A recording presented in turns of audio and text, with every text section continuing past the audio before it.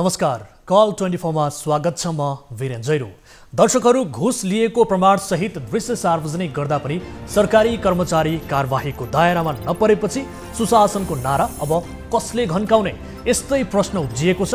जिल्ला अदालत पर्सा अन्तर्गत नापी शाखाका एक अमिनको प्रकरणले अदालतका कर्मचारी नै काम मिलाइदिने नाममा घुस लिँदै गरेको दृश्य सेवाग्राहीले कल 24 लाई पठाएपछि यो विषय सबैको ध्यानको आकर्षण बनेको थियो। तर घुस लिने कर्मचारी अरुण कुमार चौधरी अझै निर्वाध कार्यालय गइरहेका छन्। कार्यालयले उनलाई कारबाही गर्न आवश्यक नठानेपछि सेवाग्राहीहरू आजित भएर अख्तियार दुरुपयोग अनुसन्धान आयोगको शरणमा पुगे र उजुरी दिए। तर पनि चौधरी काममै छन्। के यो देशमा खुलेआम घुस खान छुट भएकै हो त? भ्रष्टाचार विरुद्धको अन्तर्राष्ट्रिय दिवसको अवसरमा शुभकामना सन्देश दिनुहुँदै प्रधानमन्त्री केपी शर्मा ओलीले भ्रष्टाचारलाई सामाजिक रूपमा नै निन्दा र भर्त्सना गर्न आग्रह गर्नुभएको छ। तर समाज नै लाग्दा पनि ती कर्मचारीलाई कारबाही किन हुन सकेन, यो प्रश्न अब प्रधानमन्त्री ओली समक्ष नै राख्नुपर्ने हो त? आजको संस्करणमा यो फलोअप रिपोर्ट हामी देखाउँदैछौँ। त्यस्तै वनभोज रमाइलो गर्न खाइन्छ। नेपालमा मङ्सिर पुस महिना बढी जसो वनभोज खान जाने चलन छ। तर यही रमाइलो वनभोजमा नरमाइलो अवस्था सृजना हुँदा नेपाली सेनाका एक सैनिकले ज्यान नै गुमाउन पुगेका छन्। मङ्सिर 3 गते बारबर्दिया नगरपालिका 1 स्थित बवई नदीको बाँध नजिक वनभोज खान पुग्दा दुई पक्षबीच भएको विवादले झडपको रूप लिन पुग्यो, जसमा नेपाली सेनाका जवान विष्णु रनपाललाई 14 जनाको समूहले लखेटी हत्या गरेर छाडे। हत्यामा संलग्न 7 जना पक्राउ परे पनि 7 जना भने अझै फरार छन्। पीडित परिवारले किटानी जाहेरी दिँदा पनि पक्राउ पर्न नसकेकाहरूको खोजीमा उदासीनता देखाउन नहुने आवाज यति बेला बर्दियामा उठ्न थालेको छ। पीडित परिवार पनि न्यायका लागि हार गुहार गर्न थालेका छन्। वनभोजमा निम्तिएको खराब अवस्थामा ज्यान नै लिने गरी हत्या गरिनु वास्तवमा नै निन्दनीय भएको भन्दै बर्दियावासीले समेत घटनाको विरोध गरिरहेका छन्। यो एउटा दुःखद रिपोर्ट पनि आजको संस्करणमा हामी समावेश गर्नेछौँ। ठेकेदार कम्पनीहरूको लापरवाहीका कारण धेरै क्षेत्रका काम अलपत्र अवस्थामा छन्। सडक निर्माणमा हुने गरेको लापरवाही कल 24 ले धेरै पटक देखाइसकेको छ। त्यस्तै विकास निर्माणको हरेक काममा गरिएको ढिलासुस्ती र लापरवाहीले मुलुकका धेरै क्षेत्रका ठेकेदार कम्पनीका कारण नै रथालिङ्ग अवस्थामा पुगेका छन्। यता एक ठेकेदार कम्पनीले बीचमै काम छाडेर भागेपछि जिल्ला निर्वाचन कार्यालय रामेछापको भवन 4 वर्षदेखि अलपत्र परेको छ। 2075 साल साउन महिनाभित्र सम्पन्न गरेर कार्यालयलाई बुझाइसक्ने गरी 2073 साल माघ महिनामा धुलीखेल, ब्रह्मायणी, कामख्या जेवी तथा नयाँ बानेश्वर र जिल्ला निर्वाचन कार्यालय बीच दोहोरो सम्झौता भएको थियो। 2 करोड बढी रकममा निर्माण गरिने उक्त भवन अलपत्र परेपछि यसको बारेमा कसैको ध्यान तानेको छैन। सरकारी भवनमाथिको यो खेलबाड र खेल खेल्ने ठेकेदार कम्पनीलाई के अब त्यत्तिकै छाड्ने हो त? रामेछापवासी प्रश्न गर्न थालेका छन्। यो एउटा रिपोर्ट पनि आजको संस्करणमा हामी समावेश गर्नेछौँ। यस अलावा तपाईँ दर्शकहरूसँगको प्रत्यक्ष कुराकानीमा पनि हामी जोडिनेछौँ।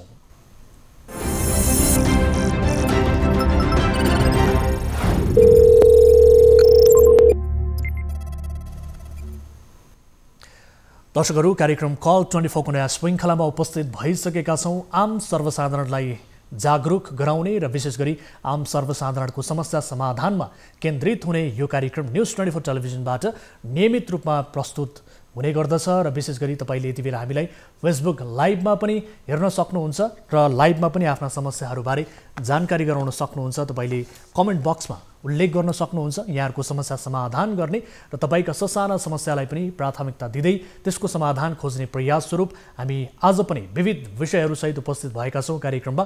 कुनै आपद विपदमा पर्नु भएको छ, कुनै जिज्ञासा अथवा कुनै जानकारी छ, कुनै आफ्नो गाउँठाउँमा भएका व्यतिथि विसङ्गतिबारे आवाज उठाउनु पर्नेछ भने तपाईँले हामीलाई सम्पर्क गर्न सक्नुहुन्छ। जसका लागि हाम्रो टोल फ्री नम्बर 1660 011 2424, एनसेल नम्बर 98 015 7 2424 र भाइबर नम्बर 98 84 011 037 मा तपाईँले कल गर्न सक्नुहुन्छ। जहाँ जस्तो सुकै अवस्थामा हुनुहुन्छ, यदि इन्टरनेटको पहुँचमा हुनुहुन्छ भने तपाईँले भाइबर मार्फत जोडिएर पनि आफ्ना समस्याहरू हामीलाई राख्न सक्नुहुन्छ भन्दै आजको पहिलो विषयतर्फ यहाँहरूको ध्यान आकर्षण गराउन चाहन्छु। मङ्सिर 15 गते हामीले एउटा घुस प्रकरणको खुलासा गरेका थियौँ। कार्यक्रम कल 24 मा जिल्ला अदालत पर्सा अन्तर्गत नापी शाखाका एक अमिनले काम गरिदिन्छु भन्दै सेवाग्राहीसँग रकम लिएको भिडियो प्रसारण गरेका थियो। अमिन अरुण कुमार चौधरीले घुस लिएको भिडियो सार्वजनिक हुँदासम्म पनि सरोकारवाला निकायको ध्यान आकर्षण हुन सकेको छैन।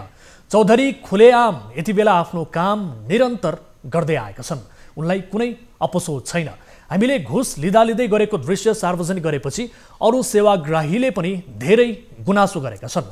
स्थानीयले त घुस प्रकरणमा मुछिएका व्यक्ति विरुद्ध अख्तियार दुरुपयोग अनुसन्धान आयोगमा समेत उजुरी दिएका छन्। अरुण कुमार चौधरीलाई कारबाही नभएपछि स्थानीयको गुनासो अझै बढेको छ। स्थानीयकै गुनासोको आधारमा तयार पारिएको यो फलोअप रिपोर्ट हेर्नुहोस्।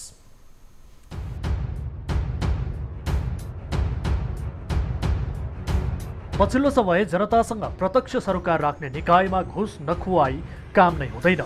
कर्मचारीहरूले पैसाको बार्गेनिङ गरेर काम गर्ने प्रवृत्ति बढ्न थालेपछि अख्तियार दुरुपयोग अनुसन्धान आयोगले निगरानी समेत बढाएको छ।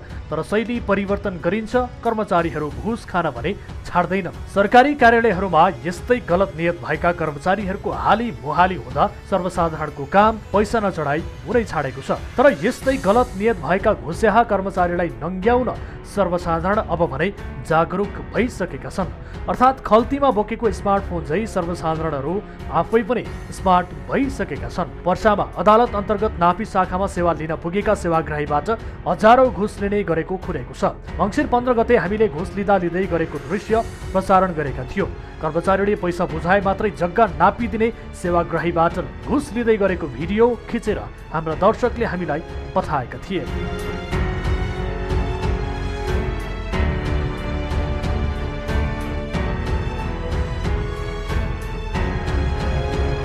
यो दृश्य कार्यालयमा सेवाग्राही बनेर पुगेका हाम्रा दर्शकले कैद गरेर हामीलाई पठाएका थिए। दृश्यमा अमिन अरुण कुमार चौधरीले छिपहरमाई गाउँपालिकाका सेवाग्राही श्याम यादवसँग जमिन बढी नापिदिन्छु भन्दै यसरी घुस लिएका थिए। घुस लिएको भिडियो प्रसारण भएको यतिका समय बितिसक्दा पनि चौधरी कानुनी दायरामा आउन सकेका छैनन्। स्थानीय आजित बनेर अख्तियार दुरुपयोग अनुसन्धान आयोगमा समेत उजुरी गर्न पुगेका छन्। तर उजुरी दिए पनि चौधरी अझै कार्यालयमा हाजिर भइरहेका छन्। स्थानीय भने भ्रष्टाचारको यो जालो नतोडिने भन्दै चिन्तित बनेका छन्। कारबाही गर्ने निकायले कारबाही गर्नै नसकेको हो वा सेटिङमा उनी खुलेआम हिँड्न थालेका हुन्? आम जनताको प्रश्न हो यो। अरूले हडपेको जग्गाको समस्या लिएर नापीका लागि भन्दै कार्यालयमा जाँदा पनि अमिनले 50,000 सम्म दिए मात्रै काम हुने बताएको एक सेवाग्राहीले गुनासो पहिले नै गरेका थिए। सम्बन्धित निकायले चासो नदिँदा कर्मचारीले खुलेआम घुस खान छुट पाइरहेका छन्। के प्रधानमन्त्रीले भन्ने गरेको शून्य सहनशीलता यही हो? दर्शकहरू, यसबारे हामीले मङ्सिर 15 गते रिपोर्ट समेत प्रसारण गरेका थियौँ। सम्बन्धित निकायको ध्यानाकर्षण गराएका थियौँ। यसरी खुलेआम रूपमा कार्यालयमा भइरहेको घुसको सेटिङ र विशेष गरी हरेक सेवाग्राहीबाट त्यहाँ काम गरिदिने बहानामा लिइरहेको यस किसिमको अवैध रकमका बारेमा हामीले सम्बन्धित निकायको ध्यान आकर्षण गराएका थियौँ र यतिका दिन बितिसक्दा पनि सम्बन्धित निकायले कुनै किसिमको एक्सन लिएको छैन। ती कर्मचारी जो घुस लिने कर्मचारी हुन्, ती कर्मचारी यति बेला निर्बाध रूपमा आफ्नो कार्यालयमा नियमित रूपमा गइरहेका छन् र अहिले पनि यो यसबारे हामीलाई गुनासो आइरहेको छ र सँगसँगै हामीले रिपोर्ट प्रसारण गरिसके पछाडि निरन्तर रूपमा ती व्यक्तिमाथि कुनै किसिमको छानबिन पनि भएको छैन र ती कर्मचारी निरन्तर रूपमा कार्यालयमा जान थालेपछि धेरै सेवाग्राहीले हामीलाई गुनासो गरेका छन् र सेवाग्राहीहरूले विशेष गरी अख्तियार दुरुपयोग अनुसन्धान आयोगमा समेत उजुरी दिएका छन् र तर पनि ती व्यक्तिमाथि कुनै किसिमको छानबिन समेत भएको छैन। कारबाहीको त परेको कुरा। यति बेला हामीसँग एकजना स्थानीय त्यहीबाट जोडिनु भएको छ। सन्तोष, हामीसँग जिल्ला अदालत पर्साका सूचना अधिकारी अक्षय कुमार हामीसँग जोडिनु भएको छ। अक्षय कुमार दनुवार हुनुहुन्छ, मलाई जानकारी प्राप्त भएअनुसार अक्षय कुमार दनुवार यति बेला हामीसँग जोडिनु भएको छ, जो जिल्ला अदालतका सूचना अधिकारी पनि हुन्छ पर्साका। सर, स्वागत छ यहाँलाई कार्यक्रममा। सर, स्वागत छ यहाँलाई कार्यक्रममा। नमस्कार हजुर। नमस्कार हजुर, सुनिरहनु भएको छ मलाई? हजुर, मैले सुनिरहेको छु हजुर। हजुर, अब निरन्तर रूपमा जो कार्यालयमा घुस खाने कर्मचारी हुन् यति बेला निरन्तर रूपमा आफ्नो काममा गइरहेका छन्। यसबारे धेरै सेवाग्राहीले हामीलाई गुनासो गरे र ती सेवाग्राहीले अख्तियार दुरुपयोग अनुसन्धान आयोगमा समेत उजुरी दिएका छन्। के हो सर यो के हो यो सेटिङबारे बताउनुहोस्, यो खेल के चलिरहेको छ सर?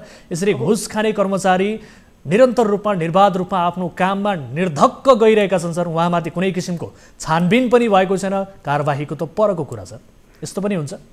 सर यो विषयमा चाहिँ हामीले चाहिँ त्यहाँबाट प्रसारित समाचार हामीले हेऱ्यौँ। त्यसपछि चाहिँ उहाँलाई चाहिँ हाम्रो सर्वेक्षक अरुण कुमार चौधरीसँग चाहिँ सोधपुछ गर्ने र बुझ्ने सम्बन्धमा चाहिँ निजसँग चाहिँ स्पष्टीकरण सोध्ने कार्य भएको छ सर। अनि निजबाट स्पष्टीकरण पेश भए पश्चात चाहिँ अन्य कारबाही हामी अगाडि बढाउनेछौँ। सर के कारबाहीको लागि प्रारम्भिक कुराहरू के अनुसन्धान गर्नुभयो, के छानबिन गर्नुभयो यो बताउनुहोस् न, किनभने 15 गते नै हामीले रिपोर्ट प्रसारण गरेका हौँ, यतिका दिन भइसक्यो, तर पनि ती कर्मचारी निर्बाध रूपमा अहिले कार्यालय गइरहेका छन्। झन् सेवाग्राहीको धेरै गुनासो बढेको छ सर। के गर्नुभयो, के छानबिन भयो, उहाँबाट के कुराहरू खुल्यो, घुस लिनु भएको रहेनछ अथवा छ, के रहेछ, के पाउनुभयो? पहिलो चाहिँ हामीले चाहिँ उहाँसँग चाहिँ स्पष्टीकरण पेश गरेका छौँ, स्पष्टीकरण पेशको माग गरिरहेका छौँ। हजुर, उहाँले अब भोलिसम्म स्पष्टीकरण पेश गर्नुहुन्छ, त्यसपछि हामी चाहिँ उहाँको अगाडिको कारबाही चाहिँ हामी अगाडि बढाउनेछौँ। हजुर, तपाईँहरूले माग्नु भएको स्पष्टीकरण अहिलेसम्म बुझाउनु भएको छैन उहाँले? हजुर, भोलिसम्म हामीले म्याद दिएका छौँ सर। कहिले माग्नु भएको, कुन दिन, कति गते तपाईँहरूले स्पष्टीकरण? 23 गते माग्यौँ। हजुर, 23 गते। हजुर, 3 दिनको डेट राखेर। हजुर, भनेपछि यति धेरै दिन भइसक्यो सर, 15 गते रिपोर्ट प्रसारण गऱ्यौँ, यहाँलाई सम्भवतः यो रिपोर्ट प्रसारण भएको दिन नै यसबारे जानकारी भइसकेको थियो होला। 23 गते मात्रै तपाईँहरूले स्पष्टीकरण सोध्नुभयो, किन? हिजो मात्रै तपाईँहरूले स्पष्टीकरण सोध्नुभयो, यति धेरै ढिलो किन? हजुर, यसमा चाहिँ हाम्रो चाहिँ उहाँसँग हामी चाहिँ यसमा अदालत एउटा चाहिँ अभिलेख रहने कार्यालय हो त्यो, त्यसकारण चाहिँ उहाँलाई चाहिँ हाम्रो पनि अब सबै हामी चाहिँ बैठक बस्यौँ। बैठक बसिसकेपछि के कसो अगाडि बढ्ने भन्ने कुरो चाहिँ उहाँबाट चाहिँ स्पष्टीकरण पेश गरेका छौँ सर। अब उहाँबाट आइसकेपछि हामी अगाडि बढ्नेछौँ सर। यसमा सर यसअघि पनि त्यहाँ निरन्तर रूपमा यसरी कार्यालयलाई घुसको अखडा नै बनाइएको थियो, निर्बाध रूपमा घुस लिइन्थ्यो भन्ने कुरा तपाईँलाई जानकारी थियो वा थिएन? थाहा पाएर पनि नथाहा पाए चाहिँ गर्नुभएको थियो? होइन, हामीलाई यो कुरा यस्तो विषयमा हामीलाई थाहा थिएन। यदि थाहा पाएको खण्डमा हामी जुनसुकै कर्मचारीमाथि पनि हामी कारबाही अगाडि बढाइरहेछौँ र बढाउँछौँ र त्यो गर्नै पनि पर्छ। हाम्रो कर्तव्य नै हो त्यो कारबाही गर्नुपर्ने। सर एकैछिन होल्डमा रहनु होला, तपाईँ कार्यालयको सूचना अधिकारी पनि हुनुहुन्छ, तपाईँले सेवाग्राहीको गुनासो पनि सुन्नुपर्छ। एकजना सेवाग्राही हामीसँग प्रत्यक्ष रूपमा जोडिनु भएको छ, जसको नाम सन्तोष शाह। सन्तोषजी स्वागत छ यहाँलाई कार्यक्रममा, सुन्दै हुनुहुन्छ? धन्यवाद सर, म सुनिरहेको छु। हजुर बताउनुहोस् त, तपाईँ एक सेवाग्राही हुनुहुन्छ, विशेष गरी हामीले यस विषयलाई निरन्तर रूपमा फलो गरिरहेका छौँ र हामीले रिपोर्ट प्रसारण गरिसके पछाडि तपाईँ जस्तै सेवाग्राही धेरैको गुनासो अझै बढेको छ सर। म 3 वर्षदेखि लडिरहेको छु। 6वटा डोर गयो, 6वटा डोरमा एउटा पनि नाप नक्सा भएन सर। 7,000 रुपियाँमा म पहिल्यै दिएको छु, अहिले सर 50,000 रुपियाँ अमिन सरले माग्नु हुनुहुन्छ। 50,000 रुपियाँ देऊ तिम्रो म काम गर्छु, गएर नापी नक्सा गरिदिन्छु राम्रोसँग, नदिएपछि तिम्रो काम पनि बिगारिदिन्छु, नापी नक्सा पनि मन गर्दैन सर। त्यही भनेर सर अमिन सरले भन्नुभयो। अब हामीले रिपोर्ट प्रसारण गरिसके पछाडि तपाईँ फेरि आफ्नो काम गरिदिनका लागि भनेर कार्यालयमा पुग्नु भएको थियो? सर पुग्नु भएको थियो सर। सूचना अधिकारी सर हुनुहुन्छ नि, उहाँसँग म भने सर यस्तो मेरो गुनासो छ, सरले यस्तो गर्नु भइरहेको छ। सरले भन्नुभयो कि म सोधिरहेको छु सेरफदार सर बिदामा जानुभएको छ, म आइरहेको बढी त म सोधिरहेको छु, तिमी जाऊ। सर सुन्दै हुनुहुन्छ अक्षय सर? हजुर हजुर, म सुनिरहेको छु। हजुर, उहाँको यो जवाफ दिनुहोस् त सर। यति बेला उहाँको 3 वर्षदेखि काम हुन सकेको छैन, 50,000 रुपियाँ मागिएको छ, के का लागि लाग्दो रहेछ यति धेरै? यो खानकै लागि हो कि अथवा कार्यालयको यो खर्चकै लागि हो, प्रक्रियागत रूपमै लाग्ने खर्च हो कि अथवा यो घुसका लागि खान खोजिएको रकम थियो, के हो? अब सबभन्दा पहिलो कुरो त अदालतमा त्यस्ता कुनै पनि अन्य अब अदालती शुल्क बाहेक अरू शुल्क लाग्दैन। हजुर, अनि उहाँसँग मागिएको भन्ने कुरो त अब उहाँले मौखिक रूपमा दिनुभयो हो होइन, अब लिखित रूपमा अथवा त्यस्तो किसिमले दिनुभएको छैन। त्यसकारण चाहिँ हामी अदालत चाहिँ कस्तो भने एउटा रेकर्डेड कार्यालय हो, अदालतमा चाहिँ रेकर्ड बिना कुनै पनि अभिलेख र प्रमाण बिना हामी अगाडि बढ्न सक्दैनौँ। उहाँले चाहिँ लिखित रूपमा निवेदन दिएको खण्डमा हामी चाहिँ अगाडि बढ्न सक्छौँ, नत्र त्यो चाहिँ अब मौखिक रूपमा मात्रै भन्दा चाहिँ हामीले चाहिँ अगाडि बढ्नलाई एकदम गाह्रो पर्ने हुन्छ सर। त्यही भएर हजुर उहाँले चाहिँ लिखित रूपमा दिनुभयो र त्यसलाई चाहिँ भयो भने चाहिँ हामी चाहिँ कारबाही अगाडि बढाउँछौँ सर। भनेपछि तपाईँले प्रोग्राम पनि हेरे भन्नुभयो, त्यहाँ हामीले त बकैदा टेबलमा राखेर पैसा लिइरहेको दृश्य देखाएका थियौँ, त्यो पनि देख्नुभयो होला नि होइन? हजुर हजुर त्यो तपाईँहरूको प्रसारित सम्झना हामीले हेऱ्यौँ त्यो सम्बन्धमा हामीले स्पष्टीकरण माग गरेका छौँ सर। त्यो स्पष्टीकरण पेश भए पश्चात हामी चाहिँ अगाडि कारबाही अगाडि बढाउनेछौँ। त्यो सम्बन्धमा चाहिँ सर स्पष्टीकरणको चाहिँ त्यो उहाँको जवाबसम्म पुर्नै पर्ने हुन्छ सर। अब हेर्नुहोस् त कार्यालयमा बसेर विशेष गरी कार्यालयको कुर्सीमा बसेर सेवाग्राहीको सेवा गर्छु भनेर बसेको कर्मचारी निर्बाध रूपमा यसरी घुस लिइरहेको छ सर। उहाँ निरन्तर रूपमा कार्यालयमा पनि आइरहनु भएको छ, अहिले पनि कहीँ कतै घुस खाइरहनु भएको छ कि के छ, निगरानी गर्नुभएको छ, सेवाग्राहीको बुझ्ने कोसिस गरिरहनु भएको छ कि छैन? एकदमै सर उहाँलाई चाहिँ हाम्रो चाहिँ अब कमिटीबाट कमिटी गठन गरेर हामी गोप्य रूपमा हामी उहाँको चाहिँ निगरानीमा राखिरहेछौँ सर। हामीले कमिटी गठन गरिसक्नु भएको छ? हजुर सर हजुर हामीले कमिटी गठन गरेर हामीले उहाँको चाहिँ गोप्य रूपमा चाहिँ हामीले निगरानी गरिरहेछौँ सर अहिले पनि हामी। अब उहाँलाई यदि स्पष्टीकरण सोधिन्छ त्यस पछाडिको प्रक्रिया चाहिँ के हुन्छ? किनभने गल्ती गर्ने मान्छेले त मैले गल्ती गरेको होइन भन्ने किसिमको अडान पनि राख्छ कहिलेकाहीँ। स्पष्टीकरणमा त धेरै कुराहरू खुलाएर देला, खास गरी उसले आफ्नो भ्यूहरू राख्ला, अडानहरू राख्ला, गरेकै होइन भन्ने किसिमको कुराहरू पनि त्यहाँ उल्लेख गर्ला, त्यस पछाडि के हुन्छ? अब सबभन्दा पहिला उहाँको स्पष्टीकरण पेश हुनु पर्यो। स्पष्टीकरण पेश भइसकेपछि उहाँले चाहिँ स्पष्टीकरणमा चाहिँ अब मौखिक रूपमा लेख्ने कुरो भन्दा पनि उहाँले प्रमाणसहित पेश गर्न सक्नु पर्यो। अब प्रमाणसहित पेश गरेको खण्डमा हामी अगाडि कारबाही बढाउँछौँ। अब यो विषयमा चाहिँ सबभन्दा पहिलो उहाँको स्पष्टीकरण नै पेश हुनुपर्ने अवस्था देखिन्छ सर। भनेपछि भोलि स्पष्टीकरण आइसके पछाडि यसबारे अन्य कारबाहीहरू अगाडि बढ्छ नि त? हजुर सर हजुर हजुर। हस्, यसबारे हामी तपाईँसँग थप जानकारी लिनेछौँ र निरन्तर रूपमा यस विषयलाई फलो पनि गरिरहेका छौँ। यसरी घुस खाएको भिडियो दृश्य समेत देखाउँदा पनि तपाईँहरूले ती व्यक्तिलाई छानबिनको दायरामा अहिले बल्ल हिजो भर्खरै मात्र स्पष्टीकरण सोध्नु भएको छ। यतिका दिनसम्म तपाईँहरूले कुनै पनि किसिमको उहाँमाथि छानबिनका कुराहरू अगाडि बढाउनु भएको छैन। हुन त यो ढिलो भइसकेको छ, तर पनि भोलिको लागि तपाईँहरूले स्पष्टीकरणको म्याद दिनुभएको छ। त्यस पछाडि हामी यसबारे थप अन्य विवरणहरू बुझ्नेछौँ, जानकारीहरू लिनेछौँ। अहिलेका लागि समय र जानकारीका लागि तपाईँलाई धेरै धेरै धन्यवाद। धन्यवाद र सँगसँगै श्यामजी सुन्दै, सन्तोषजी सुन्दै हुनुहुन्छ? म सुन्दैछु सर। हजुर, अब तपाईँले लिखित त्यहाँ बुझाउनु पर्यो भन्ने किसिमको उहाँले बताउनु भएको छ। अब फेरि एकपटक गएर सूचना अधिकारीज्यूलाई भेट्नु होला र आफ्नो काम कारबाहीबारे उहाँलाई खुलस्त रूपमा बताउनु होला। त्यस पछाडि आफ्नो कामको प्रक्रियाबारे तपाईँले धेरै कुराहरू जान्न बुझ्न सक्नुहुन्छ। यदि भएन भने थप जानकारी हामीलाई गराउन सक्नुहुन्छ है त? सर ठिक छ। हस्, धन्यवाद यहाँलाई पनि। दर्शकबिन, हामीले सन्तोष शाह जो सेवाग्राही हुन्, उहाँको 3 वर्षदेखि त्यहाँ काम हुन सकेको छैन र जसको काम बनाउनका लागि 50,000 रुपैयाँ चाहिँ लाग्छ भन्ने किसिमको ती अमिन अरुण कुमार चौधरीले निरन्तर रूपमा बताउँदै आएको र 3 वर्षदेखि उहाँको काम सम्पन्न नगरेको गुनासो उहाँको रहेको छ र अझै पनि त्यो काम उहाँको हुन सकेको छैन। र सँगसँगै हामीले यो दृश्य, यो रिपोर्ट प्रस्तुत गरिसके पछाडि सम्बन्धित निकायको ध्यान आकर्षण गराएका थियौँ र अहिले नापी शाखा अदालत अन्तर्गत नापी शाखा कार्यालय पर्साका सूचना अधिकारीले दिएको जानकारी अनुसार, जो अक्षय कुमार दनवार हुनुहुन्छ, उहाँले दिएको जानकारी अनुसार स्पष्टीकरण सोधिएको छ र भोलि अन्तिम म्याद रहेको छ। उहाँले भोलि स्पष्टीकरण बुझाउनु हुनेछ र त्यस पछाडि यसबारे थप प्रक्रिया अघि बढाउनेछ भन्ने किसिमको जानकारी दिनुभएको छ। यद्यपि यसबारे थप जानकारी हामी लिनेछौँ, किनभने अझै धेरै सेवाग्राहीको गुनासो बढेको छ। हामीले रिपोर्ट प्रस्तुत गरिसके पछाडि र यस विषयको खुलासा गरिसके पछाडि अन्य धेरै स्थानीय नागरिकहरूले यति बेला हामीलाई गुनासो गरेका छन् र यसरी घुस खाने घुसेहा कर्मचारी निर्बाध रूपमा नियमित रूपमा आफ्नो कार्यालयमा ढुक्कका साथ काम गरिरहेको बारे हामीलाई जानकारी आइसके पछाडि यसको फलोअप पुनः गरेका हौँ र आगामी दिनमा फेरि पनि यो विषयलाई फलोअप गर्नेछौँ भन्दै आजको अर्को विषयतर्फ यहाँहरूको ध्यान आकर्षण गराउन चाहन्छु। जनताको गुनासो र चासो हाम्रो सरकार हो। हामी सम्बन्धित निकायसम्म जनताका समस्या पुर्याउने प्रयास गर्छौँ। कार्यक्रम कल 24 मा यस्तै एउटा गुनासो आएको छ। आज पनि मङ्सिर 3 गते वनभोज खान गएका नेपाली सेनाका सिपाही विष्णु रनपालका परिवारले न्याय नपाएको गुनासो गरेका छन्। वनभोज खान गएका रनपाललाई मङ्सिर 3 गते 2 समूहको झडपमा परेर हत्या गरिएको थियो। मृत्युपछि उनका आफन्तले 14 जनाको विरुद्धमा जाहेरी दिएको भए पनि अहिलेसम्म प्रहरीले 7 जनालाई मात्रै पक्राउ गर्न सकेको छ।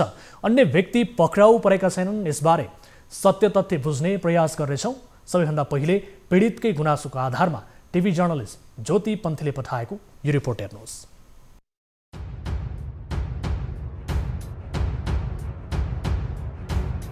वनभोज खान गएका एक सिपाहीको रहस्यमय मृत्यु हत्या भएको परिवारले आरोप लगाएको छ। मङ्सिर 3 गते घर बर्दिया पुगेका नेपाली सेनाका सिपाही विष्णु रणपालको मृत्यु भयो। वनभोजमा दुई समूहबीच भएको झगडापछि केही व्यक्तिले लखेर्दै जाँदा उनलाई मारेर नहरमा फालेको आरोप परिवारले लगाएका छन्। जाहेरी दिँदा पनि प्रहरीले पक्राउ नगरेपछि मंगलबार बर्दिया सदरमुकाम गुलरियामा उनीहरूले आफ्नो छोरालाई न्याय दिलाउन सहयोगको अपील गरेका छन्। घटनामा संलग्न 7 जना व्यक्ति अझै फरार रहेको प्रहरीले जनाएको छ।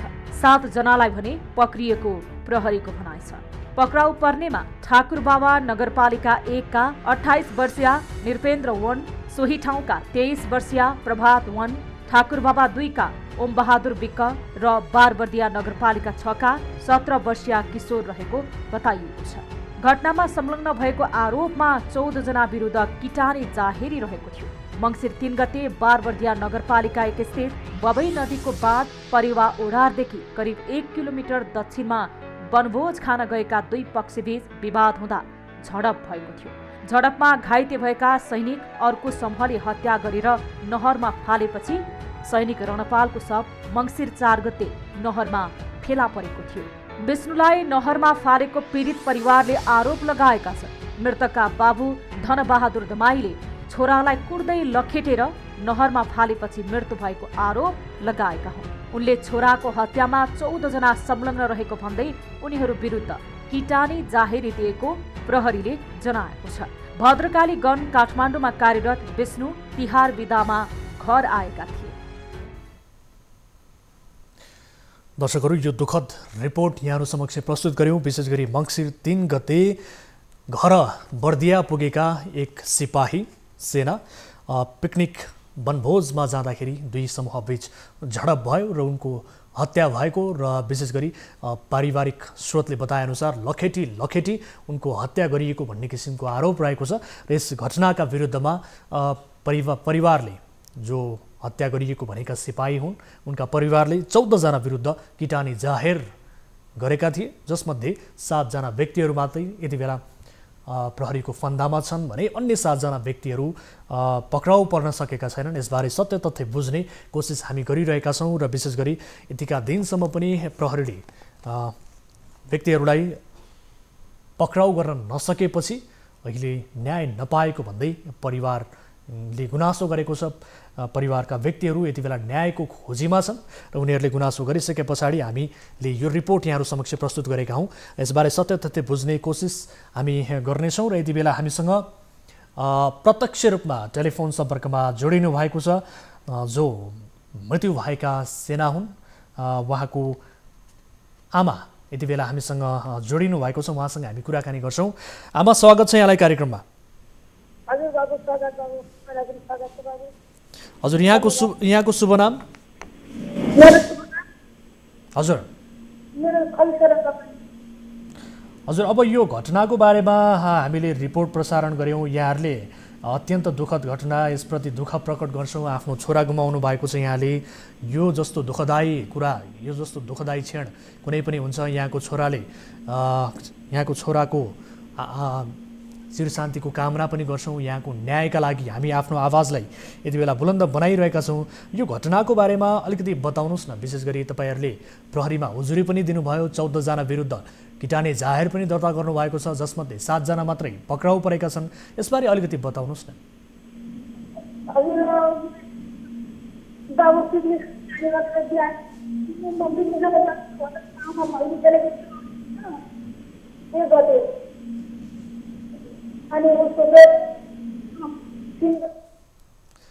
हजुर, उहाँसँगको कुराकानी यति बेला हाम्रो सम्पर्क टुटेको छ। अलिकति उहाँको आवाज स्पष्ट रूपमा हामीले सुन्न सकेनौँ र पुनः हाम्रो टिमका साथीहरू उहाँलाई जोड्ने कोसिसमा हुनुहुन्छ। उहाँसँगको कनेक्सन यति बेला टुटेको छ। पीडित परिवारका व्यक्ति हुनुहुन्छ उहाँ, जो सिपाही विष्णु रणपालको मृत्यु भयो र उहाँको आमासँग हामी यति बेला कुराकानी गरिरहेका छौँ। विगत लामो समयदेखि उहाँहरू न्यायको पर्खाइमा हुनुहुन्छ।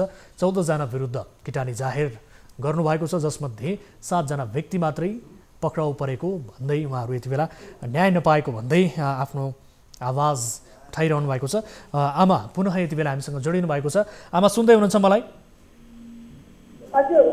हजुर बताउनुहोस् न, तपाईँको नेटवर्कको कारणले अलिकति हामीले स्पष्ट रूपमा सुन्न सकेनौँ। घटनाको बारेमा अलिकति बताउनुहोस् न। हुन त यो दुःखद घटनाको बारेमा तपाईँलाई सम्झाउने हाम्रो मनसाय त होइन, तर पनि यसको सत्य तथ्य बुझ्नका लागि र सम्बन्धित निकायलाई घचघच्याउनका लागि र यहाँहरूको न्यायका लागि यसबारे सत्य तथ्य बुझ्नुपर्ने हुन्छ। अलिकति बताउनुहोस् त।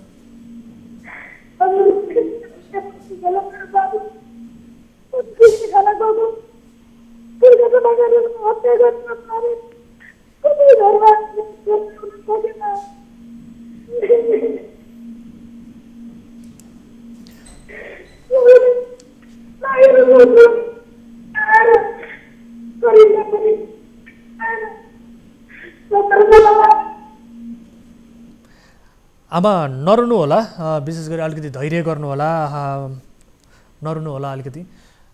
उहाँसँगको सम्पर्क पुनः हुन सकेन। यो आमा यति बेला रोइरहनु भएको छ। हुन त हाम्रो मनसाय होइन उहाँलाई यो घटनाको बारेमा फेरि पनि सम्झाउने हाम्रो मनसाय होइन यो दुःखद घटना, तर पनि यति बेला पीडित परिवार न्यायका लागि तडपिरहेको छ। आफ्नो छोराको लखेटी हत्या गरेका जो हत्याराहरू छन् ती हत्याराहरूलाई कारबाही होस्, कडाभन्दा कडा कारबाही होस् भन्ने उहाँहरूको यति बेला माग रहेको छ। र यो उहाँहरूको न्यायका लागि पनि हामीले यसको घटनाको बारेमा सत्य तथ्य बुझ्नुपर्ने हुन्छ। र यति बेला आमा रोइरहनु भएको छ। एक आमाको मन यति बेला रोइरहेको छ। हामी भन्न चाहन्छौँ परिवारलाई आफ्नो मनलाई बलियो बनाउनु होला, आफ्नो मन यति बेला बलियो बनाउनु होला। दुःखद घटना छ, पीडा पक्कै पनि हुन्छ। एउटा आमालाई आफ्नो छोरा गुमाउनुभन्दा ठुलो पीडा अरू केही पनि हुँदैन। यसलाई हामी मनन गर्न सक्छौँ। यो आमाका लागि सबैभन्दा ठुलो पीडा यही नै हो। आफ्नो छोरा गुमाउनुभन्दा ठुलो पीडा अरू कुनै पनि छैन। हामी यसबारे सत्य तथ्य बुझ्ने कोसिस गरिरहेका छौँ र यो घटनाको बारेमा सम्बन्धित निकाय प्रहरी अधिकारीसँग पनि बुझ्नेछौँ। यति बेला 7 जना व्यक्तिहरू जो हत्याको आरोपमा रहेका व्यक्तिहरू हुन् ती व्यक्तिहरू पक्राउ परेका छन् भने अन्य 7 जना व्यक्तिहरू अझै पनि फरार रहेको स्थिति छ। ती व्यक्तिहरूलाई पनि कानुनी दायरामा ल्याउनका लागि यस घटनाको बारेमा सत्य तथ्य बुझ्नु र सम्बन्धित प्रहरी अधिकारीहरूलाई घचघचाउने कोसिस हामी यति बेला गरिरहेका छौँ र पीडितको पक्षमा हामी आफ्नो आवाजलाई बुलन्द पारिरहेका छौँ। सबैभन्दा पहिले पुनः हामी आमासँग कुराकानी गर्ने कोसिस गरिरहेका छौँ। जो विष्णु रनपाल हुनुहुन्छ, नेपाली सेनाका सिपाही, उहाँको आमा यति बेला हामीसँग पुनः जोडिनु भएको छ। आमा सुन्दै हुनुहुन्छ मलाई? आमा सुन्दै हुनुहुन्छ? आमा मलाई सुन्दै हुनुहुन्छ? आफ्नो मनलाई बलियो बनाउनु होला। छोरा कति वर्षको पुग्नु भएको थियो? छोरा कति वर्षको हुनुभएको थियो? हजुर, अब नेपाली सेनामा कहिलेदेखि उहाँ जागिररत हुनुहुन्थ्यो? उहाँ कहिलेदेखि काम गर्नुहुन्थ्यो नेपाल आर्मीमा? कति वर्ष भएको थियो काम गरेको?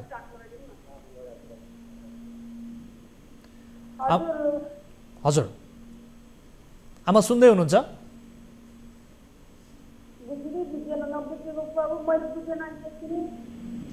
हाम्रो आवाजलाई सुन्दै हुनुहुन्छ आमा?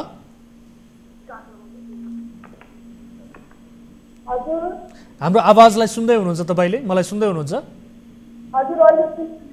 हजुर, अब हजुरको छोरा कहिलेदेखि नेपाली सेनामा काम गरिरहनु भएको थियो? कति वर्ष भयो काम गरेको?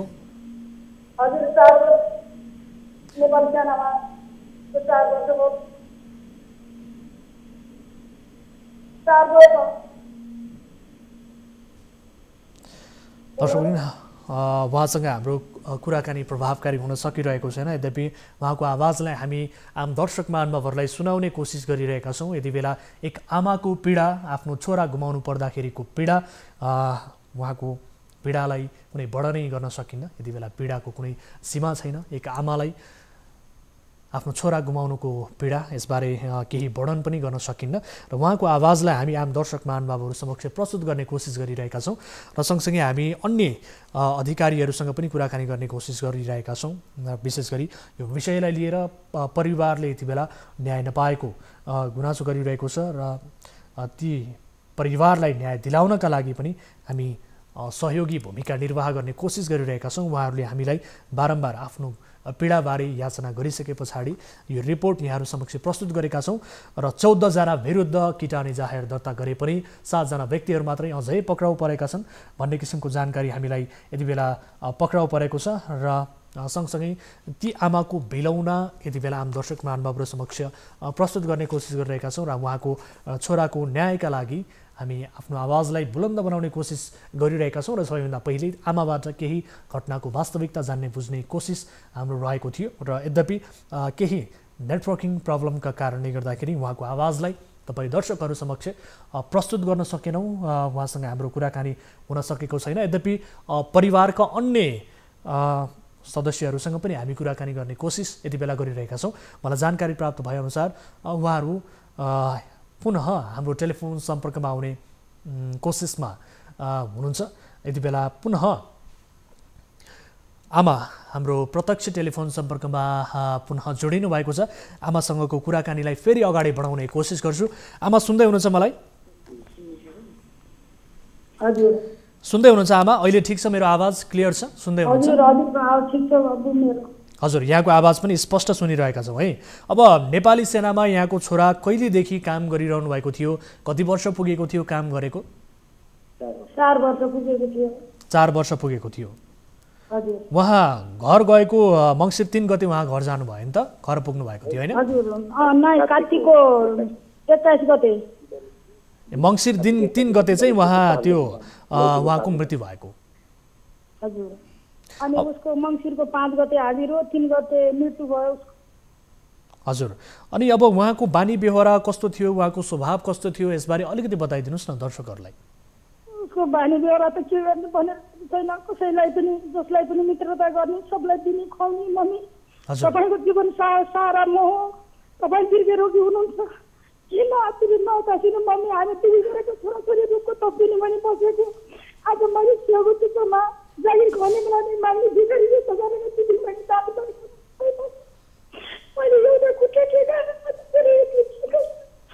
आमा आफ्नो मनलाई बलियो बनाउनु होला आफ्नो जवान छोरा गुमाउनु भएको छ यो पीडाको बारेमा हामी कुनै वर्णन पनि गर्न सक्दैनौँ आफ्नो सन्तानलाई गुमाउनु भएको छ यसबारे कुनै पनि किसिमको यो पीडालाई वर्णन गर्ने शब्द नै मसँग छैन यति बेला आफ्नो मनलाई बलियो बनाउनु होला र जो दोषी छन् तिनलाई कारबाहीमा ल्याउनका लागि तिनीहरूलाई कारबाहीको दायरामा ल्याउनका लागि यति बेला आफ्नो मनलाई पनि तपाईँले बलियो बनाउन जरुरी हुन्छ तपाईँको आफ्नो न्यायका लागि पनि हामी पनि तपाईँको साथमा छौँ तपाईँको परिवारको सहयोगका लागि हामी तत्पर छौँ र आफ्नो मनलाई भने बलियो बनाउनु होला आमा र तपाईँहरूले कहाँ कहाँ उजुरी दिनुभयो न्यायका लागि कहाँ कहाँ ढोका ढकढकाउनु भयो यसबारे बताउनुहोस् न उजुरी दिएको या भन्न लाग्नु छ बाबु मैले सक्दैन भन्न हजुर सर म बुवा बोलेको उसको ए हजुर बताउनुहोस् न यहाँको शुभ नाम मेरो धनबहादुर दमाई सर शुभ नाम थियो उसको हजुर अब तपाईँहरूले विशेष गरी न्यायका लागि कहाँ कहाँ ढोका ढकढकाउनु भयो प्रहरीले के बताइरहेको छ उजुरी पनि गर्नुभएछ 7 जना व्यक्तिहरू पक्राउ परेको बताइएको छ अन्य व्यक्तिहरू फरार भएको बताइएको छ यसबारे बताउनुहोस् न तपाईँहरूले न्यायका लागि कहाँ कहाँ कोसिस गर्नुभयो हामीले न्यायको लागि अब सम्बन्धित निकाय यहाँको बानियाबारी इलाका प्रहरी कार्यालय छ अनि त्यहाँ बानियाबारी इलाका प्रहरी कार्यालयमा हामीले जानकारी गऱ्यौँ त्यसमा सिडिओ साहब पनि प्रत्यक्ष जानुभएको थियो जिल्ला प्रशासनको भएको साहब घटनास्थलकै जानुभएको थियो हो हजुर अनि एसपी साहबहरू पनि सबै जानुभएको थियो त्यहाँ अनि यता चाहिँ गोराको टोली पनि उसको 552 मिटर भित्र चाहिँ ढुङ्गामुढा गरेर फिटेर अनि बोतलहरू तयार गरेर त्यसलाई टाउकोमा हालेर पुरा छेद अवस्थामा बनाएर उसलाई चाहिँ त्यसमा फालिदिएको रहेछ अन्डरग्राउन्डभित्र त्यो रुमभित्र 552 मिटरको रुमभित्र फालिदिएको रहेछ त्यसपछि हामीले त्यसलाई 24 घण्टा 25 घण्टापछि त्यो लास फेला पार्न सक्यौँ अनि यहाँ चाहिँ अब प्रशासनले हामीले खोजी कार्य भनेर भन्नुहुन्छ अब 7 जना मान्छेले अहिलेसम्म समातिरहनु भएको छ अरे यहाँ अब कता कता किन मार्ने केटाहरू फरार रहेका केटाहरू यही वरिपरि घुमिरहेका छन् अरे भन्ने कुरो सुनिन्छ यहाँ कति कति जङ्गल हुँदै पनि यहाँ कति मान्छे घाँस खाएर गएको मान्छेले पनि त्यो आर्मीको अस्ति घटना भएको आर्मीको घर कहाँ हो भनेर सोध्ने क्रमहरू पनि भइरहेका रहेछ हामीलाई बडो असुरक्षित हिसाबमा जिउन परेको स्थिति छ सर हामी अब एउटा सुकुम्बासीमा बसेको गरिब घरको परिवार हो सर मैले मेरो छोरालाई जागिर खुवाउनको निमित्त मैले धेरै अर्कासँग दान यताउता गरेर मैले मेरो छोरालाई नेपाल सरकारको जागिरमा पुऱ्याएको चाहिँ म विगत अवस्थामा मेरो जिउने आधारै छुटेको छ सर अब यसमा हिजो कतैबाट पनि त्यस्तो एकदम ढिलासुस्ती हुने र राजनीतिक चलखेलहरू त्यसरी भित्रभित्र धेरै चलेको अवस्था भएको छ सर। हाम्रो गरिबको कुरा कसैले पनि नसुन्ने स्थिति भएको छ। अब यसमा मैले जोएर अस्तिलाई पनि भिडियो मार्फत मैले पठाएको थिएँ। अब यहाँ सम्माननीय प्रधानमन्त्रीज्यू, राष्ट्रपतिज्यू अनि त्यसपछि यता गृहमन्त्रीज्यूहरूलाई पनि मेरो तर्फमा ध्यान आकर्षित होस् भन्ने किसिमको कुराकानी गरेको थिएँ मैले। अब कृषिहरूको विषयमा पनि अब हामीलाई यस्तो किसिमसँग कसले दिन्छ, के गर्छ, हाम्रो कुरा कसले सुनिन्छ भन्ने विषयमा हामी धेरै पेज छौँ। तर अब यस बेलामा हिजो चाहिँ 2-4जना त्यहाँ पत्रकारहरूलाई बोलाएर हामीले यो गर्नुपर्छ भनेर हामीले त्यो काम गऱ्यौँ। अनि मिडिया पत्रकारहरूलाई त्यहाँनिर बोलाएर हामीले त्यो गऱ्यौँ। आज चाहिँ समाचारमा पनि हिजो त्यहाँ उसले टाइगर एफएमको समाचारले के भनेको छ, द्विपक्षीय झडप भएर पहिलोचोटि प्रचार गर्दाखेरि द्विपक्षीयको झडप भएर भाग्ने क्रममा चाहिँ सुरुङमा पर्यो भनेर त्यस्तो झुटो गऱ्यो। त्यसपछि फेरि हामीले अर्कोचोटि त्यहाँ त्यस्तो किसिमको दबाब दिएर उसले चाहिँ आएर एक्कासी हातमार गरेर मारेका छन्। ऊ भाग्ने क्रममा होइन, पछि देख्ने मान्छे छन् त्यसरी मारेर उसलाई समातेर नहरमा फालिदिएको छ मारिसकेको मृतक अवस्थामा। अनि अहिले पनि फेरि हिजो त्यो पत्रकारहरूलाई हामीले यहाँबाट दिएर पठायौँ। आज बिहान पनि उहाँहरूले फेरि समाचारमा बिहानको टाइगर समाचारमा चौधरी भाषामा हामीले सुनेका थियौँ। ज्वरो झडप हुँदाखेरि झडपमा मृत्यु भएको भनेर त्यसरी उल्लेख गर्नु भएको रहेछ। अब यस्ता झुटा आश्वासनहरू लगाएर उसलाई सत्य घटना के हो त्यो कुरालाई छोडेर उहाँहरूले अर्को किसिमबाट प्रचार गरिदिनु भएको छ। हाम्रो त नेता कसैले पनि सुन्ने जस्तो अवस्था कहीँबाट पनि देखिएको छ। हामीले धेरै भावुक भइरहेका छौँ। घर परिवारमा अत्यन्तै पीडाले अब कोही अर्को घटना पनि हुन सक्ने किसिमको आमा चाहिँ 12 घन्टा उसले 24 घन्टा रोएर चाहिँ उसको शरीर एकदम अवस्था गम्भीरमा पुगेको छ। अब प्रेसरको बिमारी उसैलाई छ। अब यता चाहिँ दीर्घरोगी मान्छे, अब उसलाई सासमा जरा गाह्रो भइराखेको छ। यहाँ कोही मान्छेले पनि अहिलेसम्म आएर तपाईँहरूलाई के भयो कस्तो भयो भन्ने किसिमको अहिलेसम्म हामीले कुरा सुन्न पाएका छैनौँ। अब यो झडप जुन हिसाबले झडप भएको, दुई पक्षबीच झडप भएको भनेर भनिएको छ। अब यहाँहरूले किटानी जाहेर पनि गर्नुभएको छ 14 जना जसलाई हत्याको जो व्यक्तिहरू हत्याको संलग्नतामा छन् भनेर भन्नुभएको छ। ती व्यक्तिहरूको 14 जनाको नामसहित तपाईँले किटानी जाहेर दर्ता गर्नुभएको छ। अब 7 जना व्यक्ति मात्र यति बेला पक्राउ परेका छन्। ती व्यक्तिहरूसँग कुनै त्यस्तो किसिमको व्यक्तिगत दुश्मनी थियो अथवा केही थियो? यसबारे तपाईँको छोराले के बताउनु भएको थियो? केही कतै दुश्मनी भन्ने कुरा त मेरो छोरा यो गाउँ घरमा सबै सबैमा उल्टा पतिर गाउँ घर मेरो एरियाको सबै टोलमा आएर बुझ्दा हुन्छ सर। मेरो छोरा जस्तो मिलनसार कसैसँग त्यो झगडा गर्ने बवाल गर्ने सबै गाँडसी खाएर हिँड्ने त्यस्तो बवाली खालको त्यस्तो किसिमको मान्छे नै थिएन। उसको लागि रुने दुनियाँ मान्छे संसारै रोएको छ। अहिले हामी बाबामा त घर परिवार थियो। उसलाई संसार नरुने उसलाई त्यो सम्झेर आँखाबाट आँसु नझराल्ने मान्छे कोही पनि छैन। संसार पनि त्यस्तो स्वभावको मान्छे थियो। अब अहिले नेपाली सेनामा पनि राम्रो ऊ भइरहेको थियो उसको। अब त्यहाँबाट अब 21 गते कार्तिकको 21 गते उसले बिदा पास गरेको रहेछ। 22 गते उहाँ ऊ घरमा आयो। 22 गते घरमा आइसकेपछि 5 गते उसको हाजिर थियो। 3 गते अब वनभोज खान जाउँ भनेर यहाँ भैलो खेलेको तिहारमा दिदीबहिनीहरूको टिका लगाएको दक्षिणा उठाएर भैलो खेलेर त्यसपछि उहाँ पिकनिक खान जाउँ भनेर यहाँबाट पिकनिक खान गए। पिकनिक खान जाँदाखेरि उता भुरीगाउँ तर्फको मान्छेहरू पनि त्यही पिकनिक खाने बहानामा त्यहाँ आएर एकासी उसको खुट्टामा बाइकले खाना खाने बेलामा बाइकले खुट्टामा चढाइदिएछन् पहिला। त्यसपछि उसले चुप्प लागेर बसेछ। त्यसपछि फेरि यतापट्टि आएर झुचुकमा फेरि 1-2चोटि यताबाट आएर झुचुकमा हानिदिएछन्। अनि त्यहाँ झुचुकमा हान्दाखेरि यता महिला पट्टीहरूलाई पनि हामीहरूतिरबाट गएको केटीहरूलाई पनि अलिकति अनैतिक शब्दहरू बोलिदिँदाखेरि तपाईँहरूको पनि घरमा दिदीबहिनी होला तपाईँहरूले किन यस्तो हिसाबले गरिरहनु भएको छ, मलाई पनि यस्तो गरिरहनु भएको छ तपाईँहरूले भन्ने बित्तिकै उनीहरू झामझुम त्यसरी ढुङ्गा मुढा बसाएर उसलाई त्यहाँनिर जस्तै मान्छे मयो भन्ने मान्छे पनि त्यहाँ नजिकमा पर्न नसकिने हिसाबसँग अब हाम्रो तर्फबाट गएको केटाकेटीहरू महिला बच्चा बच्चीहरू 5 वर्षभन्दा मुनिका माथिका त्यस्तै 8-10 वर्षका 12-14 वर्षका त्यसपछि गएर ती बच्चा बच्चीका आमाहरू त्यस्ता गएको थिए। अब त्यहाँ ढुङ्गाले हानेर उसको हात भाँचिएको छ। 32,000को मोबाइलै गायब छ। अनि त्यसपछि गएर टाउको फुटालेर टाउकोमा पुरा कानबाट खुन बगिराखेको थियो। त्यस्तो अवस्थामा 24-25 घन्टासम्म पनि उसलाई मारेको मृतक शरीरले पनि शास्ति नपर्ने ठाउँमा फालिदिएको सर। मेरो छोरालाई म बाँच्न हामीलाई पनि धेरै गाह्रो छ सर। अब यो कुरा सुन्यो भने धेरै बाँच्न सकिँदैन जस्तो अवस्था हामीलाई पनि भइरहेको छ।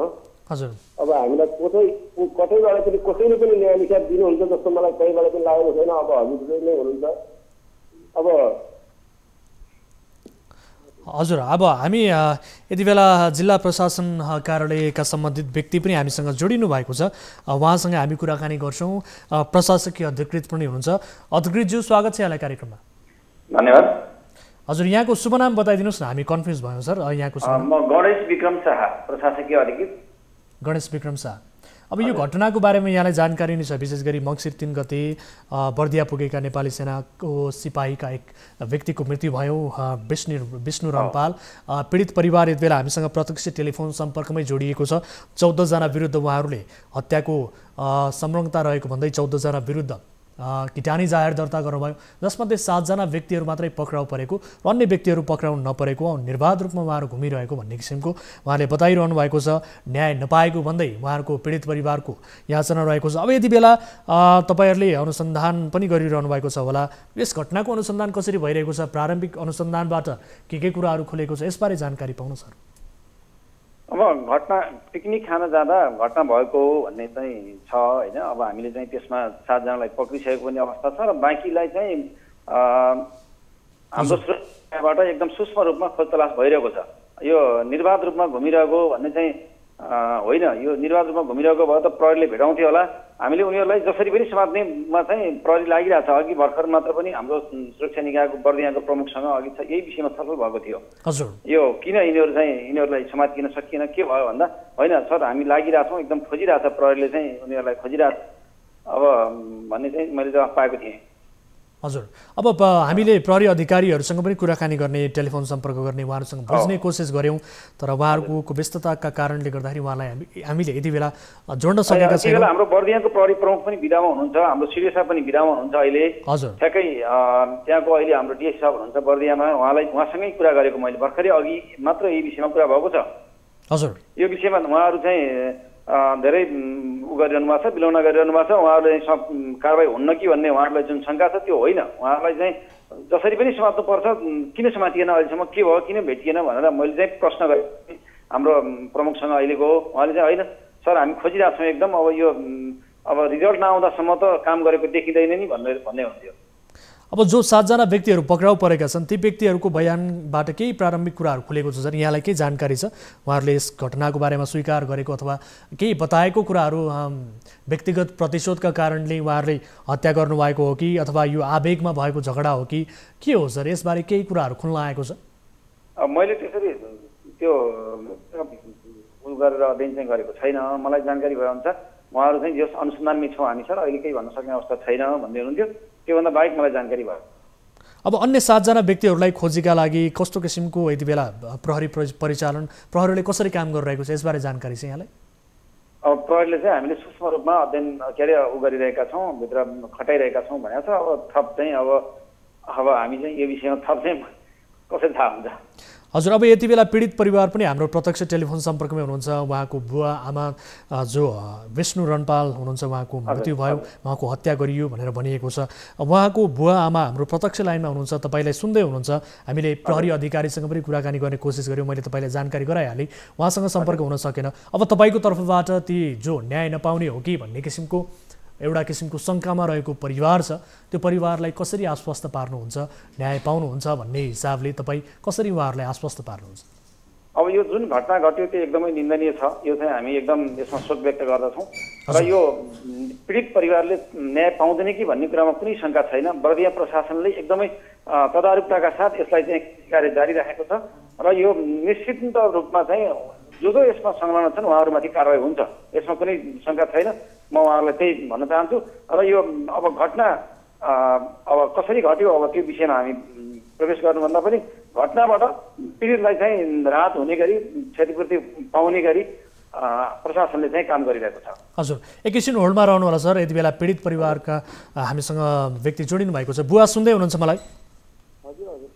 तपाईँको केही प्रश्न छ? यति बेला हामीसँग जिल्ला प्रशासन कार्यालयका प्रशासकीय अधिकृत जोडिनु भएको छ। हामीले प्रहरी अधिकारीलाई पनि, सिडिओ साहबलाई पनि कोसिस गरेका थियौँ, उहाँहरूसँग टेलिफोन सम्पर्क हुन सकेन, उहाँहरूसँग कुराकानी गर्न सकेनौँ। यति बेला हामीसँग गणेश सर जोडिनु भएको छ। तपाईँको तर्फबाट केही जिज्ञासा, केही प्रश्नहरू छ? सर, अब उहाँहरूले भन्नुभएको छ, अब ठिकै हो, उहाँहरूले गर्नुभएको छ होला, प्रशासनले पनि आफ्नोबाट खोजी कार्यवाही जारी गरिरहनु भएको छ होला। हजुर, अब ती चाहिँ दोषीहरू यता अस्ति हाम्रो यता जङ्गलमा 3 जना मान्छेहरू यो सिकारी पानी भन्ने ठाउँमा आएर यो आर्मी घटना भएको, अस्तिको आर्मी घटना भएको त्यो मारिएको आर्मीको घर काटेको हो भनेर यता महिलाहरूलाई सोधिराखेका रहेछन्। महिलाहरूले ओहो यो अस्ति विष्णु भाइलाई मार्ने मान्छे यिनीहरू हुन् क्या भनेर फरार भएछन्। यहाँबाट घाँसै नकाटेर जङ्गलबाट घरतिर फर्केछन्। अनि हामीलाई कता कता तराप भइराखेको छ। अब तिनीहरू सायद तिनै अभियुक्तहरू यति छन् जस्तो मलाई लागिरहेको छ। तिनीहरूको फोटो खिचेर फोटो चाहिँ ठाउँ ठाउँमा उनीहरू कोही विदेश जाने मध्येका, कोही कोरिया जाने, कोही कहीँ जाने खालका मान्छेहरू छन्। अब तिनीहरूलाई चाहिँ नि फोटो ठाउँ ठाउँमा राखेर एयरपोर्टहरूमा पनि तिनीहरूको टाँसेको हुनु पऱ्यो। तिनीहरूलाई ठाउँ ठाउँमा फरेन्सिक प्रशासनबाट पनि त्यसको फोटो टाँसेको हुनु पऱ्यो। फरेन्सिकको हर ज्योति पनि उनीहरूको फोटो हुनु पऱ्यो। अनि त्यसपछि गएर यता चाहिँ यो टाइगर एफएमले हिजो बिहान धनबहादुर दमाई भनेर मैले उहाँलाई त्यसरी नाम दिइराखेको थिएँ। मेरो रामबहादुर दमाई भनेर उहाँले भन्नुभएको छ। नाम पनि त्यसरी फरक पार्नु भएको छ। दुई पक्षको झडप भन्नुभएको छ। दुई पक्षको झडप होइन, उहाँ एकैचोटि आएर खाने बेलामा आएर एकैचोटि सोझै आक्रमण गर्नुभएको कतिका मारेका छन् मेरो छोरालाई। अब मेरो छोरा 5 गते हाकिँदै छोरा 3 गते मेरो छोराको घटना भयो। 4 गते दिनभरि पनि हामीले लास भेटाउन सकेनौँ। आज एकैचोटि 6-7 बजीतिर हामीले लास भेटायौँ। त्यसपछि गएर 7-8 बजीतिर त्यो लास निकालिएको छ। त्यहाँबाट 552 मिटर मुनिको सुरुङबाट बगै माथिबाट बगै नदी माथिबाट बगेको छ। त्यो जमिनको मुनिबाट नदीको मुनिबाट सुरुङ बनाइएको छ। त्यो सुरुङमा फालिदिएको उनीहरूले लासै पनि पत्ता लगाउन नसकेको हिसाबले अब त्यहाँ गएर उहाँहरू चाहिँ त्यो उसमा चाहिँ हामीलाई के छ भने तिनीहरू जो दोषी छन् तिनलाई फेरि अर्को ठाउँमा यस्तो किसिमको घटना नहुने गरी तिनीहरूलाई जन्म कैद पनि हुनुपर्छ। तिनीहरूको चाहिँ जन्म कैद आजीवनै हुनुपर्छ, तिनीहरूलाई जेल हुनुपर्छ भन्ने हाम्रो एउटा सोच छ। अर्को ठाउँमा यस्तो घटनाहरू नघट्छ। हामीलाई यस्तो वज्रपात परिहाल्यो। अब अर्को ठाउँमा पनि यस्तो वज्रपात चाहिँ यिनीहरूले नपारुन् भन्ने किसिमको छ।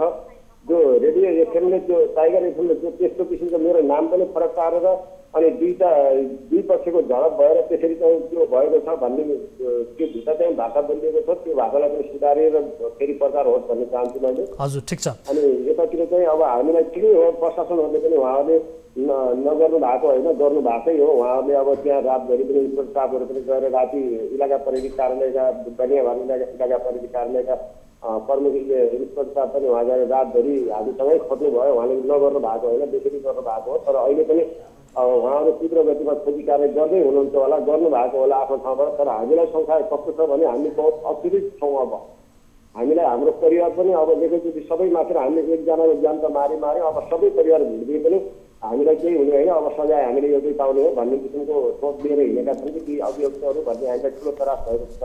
ठिक छ। गणेश सर सुन्दै हुनुहुन्छ? हजुर, अब यो हेर्नुहोस् त, एउटा यो परिवारले, यो बुवा आमाले एउटा सहारा गुमाएको छ, आफ्नो नौजवान छोरा गुमाएको छ। यो पीडाको कुनै वर्णन गर्न सकिन्न। उहाँहरूको बिलौना, उहाँहरूको जिज्ञासा, शङ्का उपशङ्काबारे तपाईँले सबै कुराहरू सुनिसक्नु भएको छ। न्याय नपाउने हो कि भन्ने किसिमका कुराहरू रहेका छन् र यो घटनालाई अलिकति तोडमोड गरिने हो कि झडप पनि भनिएको छ भन्ने किसिमको उहाँहरूको शङ्का रहेको छ। यद्यपि त्यसो होइन, लखेटी छोरालाई मारिएको छ, हत्या गरिएको छ भन्ने उहाँहरूको दाबी रहेको छ। उहाँहरूको यो जुन किसिमको जिज्ञासा छ यसलाई सम्बोधन गर्नका लागि र उहाँहरूको न्यायका लागि प्रशासनले विशेष गरी कुनै पनि कसर बाँकी राख्ने छैन र उहाँहरूको न्यायका लागि र दोषीलाई कडाभन्दा कडा कारबाही गर्नका लागि तपाईँहरूको भूमिकामा एक रत्ती पनि कमी आउनेछ भन्ने कुरामा हामी अपेक्षा गर्न चाहन्छौँ। जस्तो हामी प्रहरी प्रशासनकै सक्रियतामा चाहिँ हामीले सुरुवातबाट नै हामीले चाहिँ खोजी कार्य जारी राखेर भेटाएर अनुसन्धानको दायरामा ल्याएका छौँ। र उहाँहरूको जुन शङ्का छ नि, उहाँहरू विदेश जाने गर्ने भन्ने कुरा शङ्का, त्यसरी उहाँहरू जान पाउनुहुन्न। हाम्रो अनुसन्धानको दायरामा आइसकेका मान्छेहरूलाई चाहिँ त्यसरी विदेश जाने चाहिँ सक्ने चाहिँ हुँदैन। सकेसम्म उहाँहरूमाथि के भन्छ यो सूक्ष्म रूपमा अनुसन्धान गरेर हामीले जे गर्नुपर्छ, उहाँहरू दोषी हो भने उहाँहरूलाई कारबाहीको दायरामा ल्याउन प्रहरी प्रशासन चाहिँ पछाडि पर्ने छैन, अथवा चाहिँ एकदम खोजी कार्य गर्न तदारु लाग्छ, कारबाही गर्नेतिर अगाडि बढ्छ भन्ने कुरा म यहाँ गर्न चाहन्छु। हस्, यो प्रतिबद्धताका लागि धन्यवाद र दोषी नउम्किउन् हामी यही चाहन्छौँ। तपाईँलाई समय र जानकारीको लागि धेरै धेरै धन्यवाद सर। Thank you. बुवा सुन्नुभयो? हजुर, उहाँले अब प्रतिबद्धता पनि जनाउनु भएको छ। हामी पनि तपाईँको साथ सहयोगमा छौँ, तपाईँहरूको न्यायका लागि हामी पनि सहयोग गर्नेछौँ र प्रशासनलाई निरन्तर रूपमा हामी पनि दबाब दिनेछौँ आफ्नो तर्फबाट। र यहाँहरूले आफ्नो जुन छोरा गुमाउनु भएको छ यो पीडा त छँदैछ, आफूलाई बलियो बनाउनु होला, धैर्य गर्नु होला, अलिकति आफ्नो मनलाई सम्हाल्नु होला, आमालाई पनि सम्झाउनु होला, यही भन्न चाहन्छु। हजुर सर, अब मेरो मात्रै छोरा होइन सर, मेरो सबै नेपाल आमाको छोरो हो। हजुर हो, देशको सैनिक भएको छोरा हो। अब यहाँदेखि लिएर देशमा त आफ्नो देशमा त आफ्नो देशमा थियो, अन्तर्राष्ट्रिय देशमा पनि गएर उसले शान्ति सुरक्षा गरेर आउने एउटा जिम्मा बोकेको छोरा हो। तर मेरो हामीलाई त ठुलै पीडा छ। अब यहाँले कसको हात कसरी गरे यी दुश्मनहरूलाई कसरी हामीले न्याय पाउन सकिन्छ, यी दुश्मनलाई कटघेरामा कसरी ल्याउन सकिन्छ, प्रशासनले हामीलाई त्यो हेर्न बाँकी छ सर होइन। अनि यता चाहिँ अर्को कुरो के छ भने उसको श्रीमती जो बिहा भएको थियो, हजुर सुन्नु भएको छ? हजुर सुनिरहेका छौँ।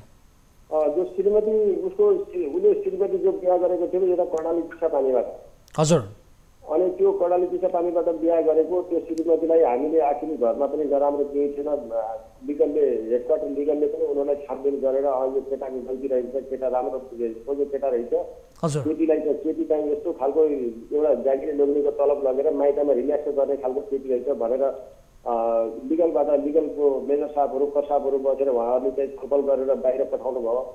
अनि त्यसपछि त तँलाई हामी 1 रुपियाँ पनि यहाँबाट बिताले दिन मिल्दैन, त केटी यस्तो खालको रहेछ भन्ने कुराकानी भयो। अनि राष्ट्रिय महिला आयोगमा पनि उसको मुद्दा पुगेको थियो। राष्ट्रिय महिला आयोगमा पनि उहाँहरूले नै यो केटाको गल्ती छैन, केटा चाहिँ एकदम राम्रो खालको केटा हो, यो केटाको चाहिँ गल्ती कुनै पनि होइन, यो केटी चाहिँ त्यस्तो खालको केटी रहेछ, यसले घर गरेर खान नचाहने केटी हो भन्ने किसिमको उहाँहरूले पुष्टि गर्नुभयो। त्यसपछि गएर हर ठाउँमा उहाँहरूले ठाउँ ठाउँमा हामीलाई राष्ट्रिय मानव अधिकारसम्म उहाँहरूले मुद्दा पुर्याउनु भयो। त्यसपछि अहिले गएर धनगढी जिल्ला अदालतमा फागुनको 14 गते हो कि 18-19 गतेतिर यतातिर कता मुद्दा दर्ता गर्नुभएको रहेछ धनगढी जिल्ला अदालतमा। अनि गएर 28 गतेतिर असारको 28 गते फेरि त्यहाँ अदालतबाट पत्र आयो, त्यहाँ मेरो छोरा गएर त्यहाँ प्रतिवाद पनि लगाएर आयो। अनि अहिले गएर 2 गते उसको आमा र भाइ अनि बुहारी चाहिँ मेरो घरमा यत्रो दिनसम्म नआएको मान्छे 2 गते उनीहरू यहाँ आए। यहाँ आउँदाखेरि मेरो जेठो छोरासँग अलिकति उनीहरूले तड्कातड्की गरे। तड्कातड्की गर्दाखेरि मसँग तिमीले दायाँ दायाँ कुरा गरेको थियो, मेरो केटाहरू भुरी गाउँमै छन्, मैले जे पनि गर्न सक्छु भुरी गाउँबाट केटा मगाएर भन्ने जस्तो कुरा त्यस्तो त्यसले पनि कुरा गर्यो। अनि उसले आमा चाहिँले भने कि हामीले खै त ऊ कहाँ हुनुहुन्छ, घरको ससुराबा कहाँ हुनुहुन्छ भन्दाखेरि त्यो अपराधीको कुरा नगर, उसले आफूले आफ्नो छोरी आफै लगेर गइसक्यो, घरमा भएको सोही गहना अनि छोरी लगेर कहाँ गयो कता छ अहिलेसम्म ठेगाना छैन। असारको 11 गते गएको हो, अहिलेसम्म हामीहरूको फोन सम्पर्कमा छैनन्। त्यो मेरो छोरी होइन रहेछ, सौता भएर जन्मेको रहेछ, त्यो श्रीमान भनेर म बसेको थिएँ, त्यो मेरो एउटा दुश्मन रहेछ भनेर उसले चाहिँ अघिल्लो दिनमा यहाँ कुराकानी गरेर गए। 2 गते यहाँबाट गए, 3 गते फेरि दिउँसो त्यहाँ लिगलमा चिठी पुगेको छ, 4 गते बेलुका 5 बजीतिर मेरो छोरालाई मारेका छन् त्यहाँ। हजुर ठिक छ, यो विषयले अलिकति त्यतातिरको पनि हातहरू परेको छ कि भन्ने किसिममा शङ्काले मैले यहाँ इन्सपेक्टर साहबलाई इलाका पर्यटन कार्यालयको इन्सपेक्टर साहबलाई यो जानकारी गराएको थिएँ। उहाँहरूले त्यहाँबाट बोलाउनु भयो। यहाँ सोद्धाखेरि नै हाम्रो त्यसमा कुनै पनि हात छैन, हामीले त्यो गरेका होइनौँ, अब यो आपसमा हामी अलिकति तर्कातर्की गरे पनि हाम्रो त्यस्तो केही पनि छैन भन्ने कुराकानी उहाँहरूले त्यहाँ स्पष्ट दिएर जानुभयो। उहाँको फोटो पनि खिचेर राख्नु भएको छ, हाम्रो इन्सपेक्टर साहबले यहाँ फोटो खिच्नु भएको छ, उहाँहरूको फोन नम्बर पनि राख्नु भएको छ। तपाईँहरू हाम्रो सम्पर्कमै रहनुपर्छ, तपाईँहरू हाम्रो अनुसन्धानभित्रै हुनुहुन्छ, तपाईँहरू बाहिर जान पाउनुहुने छैन, सँग जति बेला बोलाउँछन् त्यति बेला आउनुपर्छ भनेर उहाँले त्यो पनि एउटा प्रतिबद्धता लिएर छोड्नु भएको छ उहाँहरूलाई। अब कसरी रहेछ भने उनीहरू पनि आउला नआउला त ठिक छ। अब यसबारे प्रहरीले घटनाको अनुसन्धान पक्कै पनि गर्ला र अब अनुसन्धानबाट पनि धेरै कुराहरू खुल्ला होला, त्यो बारे तपाईँहरूलाई जानकारी प्रहरीले पक्कै पनि गराउनेछ। र यस घटनालाई लिएर हामी पनि तपाईँहरूको साथमा छौँ, तपाईँहरूको न्यायका लागि सम्बन्धित निकायलाई बारम्बार घचघचाउनेछौँ। यो समय र जानकारीका लागि यहाँलाई धेरै धेरै धन्यवाद। आफ्नो मन बलियो बनाउनु होला, यहाँको लागि हामी छौँ र आगामी दिनमा फेरि पनि कुराकानी गर्नेछौँ है त। दर्शक पनि यति बेला हामीसँग जोडिनु भएको थियो उहाँका बुवा आमा, उहाँहरूलाई यो जानकारीका लागि धेरै धेरै धन्यवाद र आगामी दिनमा यो विषयलाई प्राथमिकताका साथ फेरि पनि फलो गर्नेछौँ भन्दै आजको अर्को विषयतर्फ यहाँहरूको ध्यान आकर्षण गराउन चाहन्छु।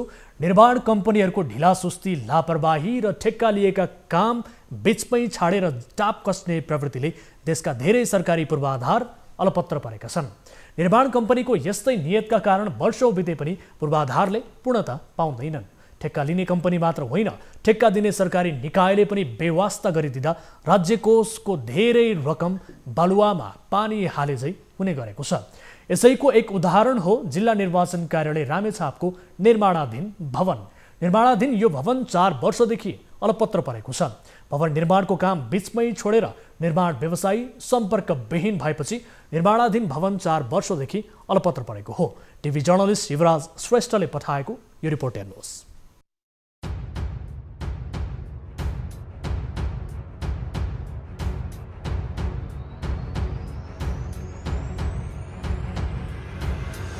ठेकेदार कम्पनीले बीचमै काम छाडेर टाप कसेपछि जिल्ला निर्वाचन कार्यालय रामेछापको भवन 4 वर्षदेखि अलपत्र परेको छ। मन्थली नगरपालिका 1 बस पार्कमा निर्माणधीन 3 तले पक्की भवनको ढलान गरेर अलपत्र अवस्थामा छाडेर हिँडेका निर्माण व्यवसायी जिल्लामा फर्किएकै छैन। 2075 साल साउन महिनाभित्र सम्पन्न गरेर कार्यालयलाई बुझाइसक्ने गरी 2073 साल माघ महिनामा निर्माण व्यवसायी र जिल्ला निर्वाचन कार्यालय बीच दोहोरो सम्झौता भएको थियो। 2,06,38,542 रुपैयाँको लागतमा सम्पन्न गर्ने गरी धुलीखेल, ब्रह्मायनी, कामख्या, जेबी, नयाँ बानेश्वरले भवन निर्माणको जिम्मा पाएको थियो। तर 4 वर्षदेखि निर्माणधीन भवन अलपत्र परेको छ। सम्बन्धित निकायलाई पटक पटक खबरदारी गर्दा पनि सुनवाई नभएको स्थानीय नागरिक अगुवाको भनाइ छ। जिल्लामा हेर्ने सर्वोच्च निकाय भन्छ जिल्ला प्रशासन कार्यालय, जुन नेपाल सरकारको गृह मन्त्रालयको चाहिँ जिल्ला हेर्ने निकाय छ, त्यो जिल्ला हेर्ने निकायले पनि अहिलेसम्म 5 वर्षसम्म पनि किन यो हेरिएन, यो एउटा एकदम ताजुबको कुरो लागिरहेछ। र अर्को कुरो स्थानीय निर्वाचन भए पश्चात अहिले स्थानीय निर्वाचन भएकै 4 वर्ष लागिसक्यो र 4 वर्षको अवधिसम्म पनि यो मन्थली सदरमुकामको बिचमा रहेको यो भवन जहिले पनि यस्तै हुँदाखेरि स्थानीय निकायले पनि किन खोजी गरेन। यति मात्र होइन, निर्वाचन कार्यालयको भवन अलपत्र परेको विषयमा स्थानीय सञ्चार माध्यमले समेत खबरदारी गर्दै आएका छन्। स्थानीय सञ्चार माध्यमहरूले पटक पटक भवन अलपत्र भएको विषयमा समाचार प्रसारण गर्दा पनि सम्बन्धित निकायले चासो दिएको छैन। नागरिक समाजबाट पनि कुरा उठाएको, मिडियाहरूले पनि पटक पटक कुरा उठाए, तर सम्बन्धित ठेकेदार चाहिँ त्यसलाई रेस्पोन्स गरेर त्यसलाई काम अगाडि नबढाउँदा र स्थानीय प्रशासनले अथवा स्थानीय सरकारले त्यसलाई चाहिँ अलिक कडाइका साथ चाहिँ कार्यान्वयन गर्न लाग्नुपर्ने, दुईटै नगरेको कारणले आज जिल्ला निर्वाचन कार्यालयले अर्काको घरमा भाडा तिरेर बस्नुपर्ने अवस्था छ। निर्धारित समयमा काम सम्पन्न नभएपछि निर्माण व्यवसायीलाई समयमै निर्माण कार्य सम्पन्न नभएको विषयमा जानकारी माग्न पत्रचार गर्दा निर्माण व्यवसायीले पत्र समेत नबुझेको र सम्पर्कमा पनि नआएपछि 2 वर्षसम्म म्याद थप समेत हुन सकेको थिएन। 2077 सालको असारमा निर्माण व्यवसायीलाई सम्पर्कमा ल्याएर पुनः 1 वर्षको लागि निर्माण अवधि थप गरिएको जिल्ला निर्वाचन कार्यालय रामेछापले जनाएको छ। कार्यालयको भवन समयमै सम्पन्न नहुँदा जिल्ला निर्वाचन कार्यालयले घर भाडामा लिएर कार्यालय सञ्चालन गर्दै आएको छ। अलपत्र परेको निर्माण कार्यलाई तत्काल अगाडि बढाउन जिल्ला निर्वाचन कार्यालयलाई अनुरोध गरिएको र निर्माण व्यवसायीलाई पनि निर्माण कार्य तत्काल थाल्न निर्देशन दिने जिल्ला प्रशासन कार्यालय रामेछापले जनाएको छ। निर्माण व्यवसायीले समयमा नै काम सम्पन्न नगरेमा कानुनी कारबाहीको प्रक्रिया अगाडि बढाउने पनि रामेछापकी प्रमुख जिल्लाधिकारी रुद्रादेवी शर्माले बताउनुभयो। 1.5 वर्षमा निर्माण कार्य सम्पन्न गर्ने गरी निर्माण व्यवसायीले जिम्मा लिएको सरकारी कार्यालयको भवन 4 वर्षसम्म पनि सम्पन्न नहुनु र उल्टे भवन जीर्ण हुनु लज्जाको विषय बनेको छ।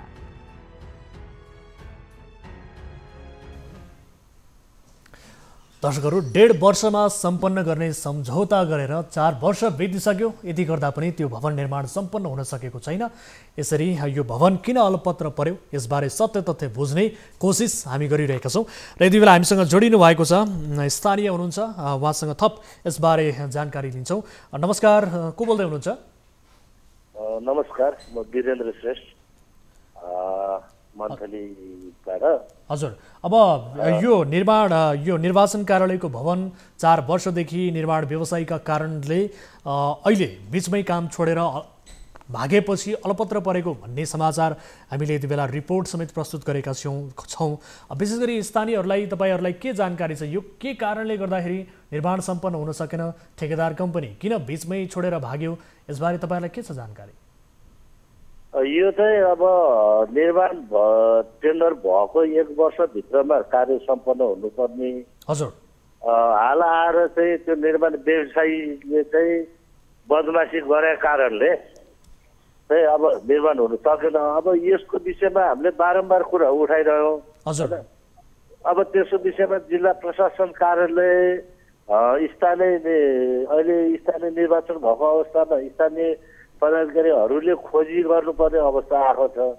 अब हामीले चाहिँ बारम्बार खबरदारी गर्यो, यो भवन किन बनेन, भवन बन्दा बन्दै जीर्ण भइसक्यो, नेपाल सरकारको यत्रो पैसा चाहिँ अब त्यहाँ फसिरहेको छ, भवन पनि भएको छैन। त्यो निर्वाचन कार्यालय भवन चाहिँ टेन्डर भइकन दुईटा निर्वाचन भइसक्यो हैन हजुर त्यो कारणले चाहिँ त्यो भवन चाहिँ एकदम अलपत्र परेको छ। हामीले बारम्बार कुरा के चाहिँ गरेको छ भने त्यो ठेकेदारलाई ल्याएर कालो सूचीमा राखेर काम गराउने हो कि अथवा उसको टेन्डर तोडेर अर्कोले टेन्डर गराएर काम सुचारू गर्नुपर्ने हो, त्यो विषयमा चाहिँ अलिकति प्रशासनहरू पनि मौन बसेको, प्रशासनले पनि अलिक चासो नलिएको चाहिँ मैले देखिरहेको छु। अब यो ठेकेदारहरू चाहिँ मैले बुझेअनुसार ठेकेदार चाहिँ बारम्बार जाने, निर्वाचन आयोगमा जाने, म्याद थप्ने र चुप लाएर बस्ने, काम नगर्ने भन्ने चाहिँ अब वीरेन्द्रजी यति बेला हामीले ठेकेदार साहबलाई पनि हामीले टेलिफोन सम्पर्क गर्ने कोसिस गऱ्यौँ। विशेष गरी धुलीखेल ब्रह्मायणी कामाख्या जेवी नयाँ बानेश्वरका सञ्चालक जो हुनुहुन्छ यो भवनको निर्माणको जिम्मा पाएका सञ्चालक, उहाँलाई टेलिफोन सम्पर्क गर्ने कोसिस गरेँ। उहाँको टेलिफोन यति बेला स्विच अफ बताइरहेको छ। यद्यपि हामी उहाँलाई कोसिस गरिरहेका छौँ र हामीलाई जानकारी प्राप्त भएअनुसार असारमा फेरि निर्माण व्यवसायीलाई सम्पर्कमा ल्याएर पुनः 1 वर्षका लागि निर्माण अवधि थप गरिएको समेत जनाइएको बारे हामीलाई जानकारी प्राप्त भएको छ। यसो गरिएको हो, 1 वर्ष पुनः थप गरिएको हो, निर्माण व्यवसायी सम्पर्कमा आएका हुन्। 1 वर्ष थपिएको छ अरे भनेर चाहिँ पहिला एकचोटि जिल्ला प्रशासनमा पनि त्यो कुरा सुन्नमा आएको थियो। हजुर सिडे साहबले चाहिँ आउने अवसरमा चाहिँ म उहाँले चाहिँ बोलाउँछु, उहाँले चाहिँ 1 वर्ष बाद थपेर आउनु भएको छ। हजुर र चाहिँ म जसरी नै यो वर्षभित्र काम सम्पन्न गर्छु भनेर भन्नुभएको छ भने सिडे साहबको भनाइ पनि सुनियो।